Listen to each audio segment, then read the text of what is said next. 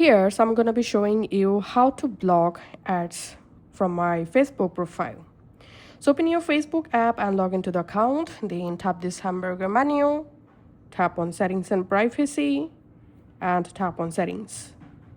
In settings, tap on account center. In here, you have to tap on ad preferences.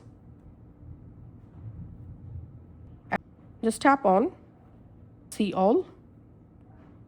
And here you'll find those Facebook ads currently showing on your Facebook profile.